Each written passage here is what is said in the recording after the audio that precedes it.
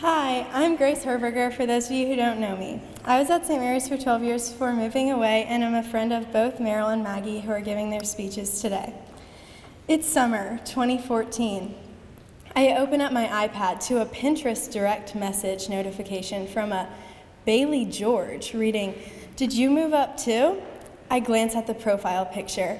The letters MDF in a curated design I immediately recognize from the Smash app monogram it, and I know it has to be Merrill from ballet class. Eventually, we traded in our point shoes for tennis rackets and Pinterest DMs for text messages. She came to St. Mary's and I moved to Dallas, but our friendship has endured. Merrill is affectionate and has the most compassionate heart. She loves her friends, family, and her cats, which, if you didn't know, are named George and Bailey, the origin of her previously mentioned Pinterest alias. I know whatever she has to say today will let you in on the charming, thoughtful, and fun girl that she is. So here's my dear friend, Merrill Durand Ford.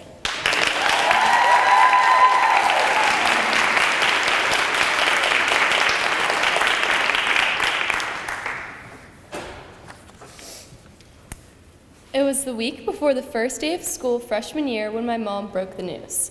She said, "Merrill, it's about time you pack your lunch by yourself every morning because I just don't have time anymore."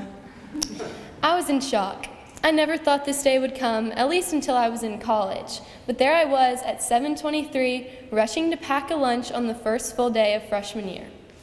I eventually got used to throwing a couple things in my lunchbox for each day.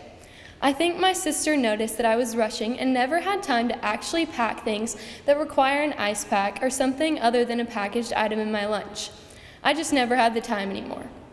One morning in August of this year, when I was going about my usual morning routine and rushing down the stairs to pack my lunch, I found my lunchbox, sitting on the countertop already packed for me. I assumed my mom was feeling generous that morning and didn't think much of it. So I grabbed my lunchbox and walked out the door, with my sister following behind. I took her to school, as I knew I would now be doing every morning for my senior year, and we went about our days. It finally came time for lunch, and I opened my lunchbox to what looked like every color of the rainbow, each in a different container. And wow, was that a delicious lunch. But surely my 14-year-old sister, who was already on the school meal plan herself, would not have packed my lunch for me. But alas, my 14-year-old sister did pack my lunch. The next morning, she explained to me how she wanted to pack my lunch for me for the rest of the year because she knew that I was stressed and had little time in the morning, but more importantly, she knows exactly what I like.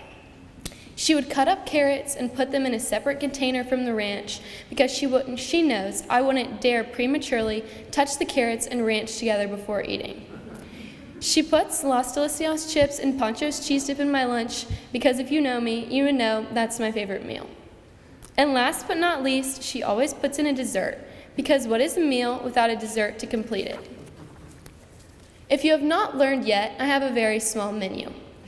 I like what I know, and that hasn't really changed.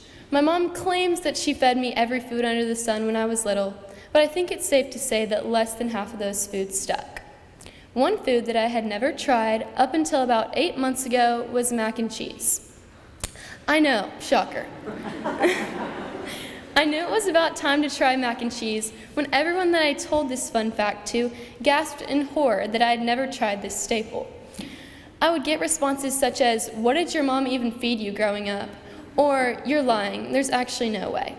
I was actually not lying, and I finally mustered enough courage to try this unfamiliar food when I was out to dinner with some of my friends at a nice restaurant. They were all sitting around the table staring at me, and at this point, even our waiter was there to encourage and join in on this event. I finally had my first bite, and you could probably guess the ending of that story. I immediately turned to Maggie, saying I was going to spit my bite out, as she politely encouraged me not to. I did not like it and did not take another bite after that one, but at least I could say that I had tried mac and cheese now. Between these two examples of sticking to what I like and occasionally branching out, there's a common denominator. In both of these instances, there were people all around me encouraging and helping me. My sister knows what I like and takes time out of her busy morning to make sure that I am eating a healthy and delicious lunch every day. This small action does not go unnoticed and makes me excited to open my lunchbox every day. My friends and even that random waiter were encouraging me to try this new food at dinner one regular Friday night. Surrounding yourself with these kinds of people is something that I have learned to be helpful in my own life. I've gotten lucky enough to surround myself with 66 of the most encouraging and helpful people that I know. The bonds that I have formed in just 4 short years here have made me into a better person. I don't think there's a better class than the class of 22 because we lift each other up every single day. Thank you.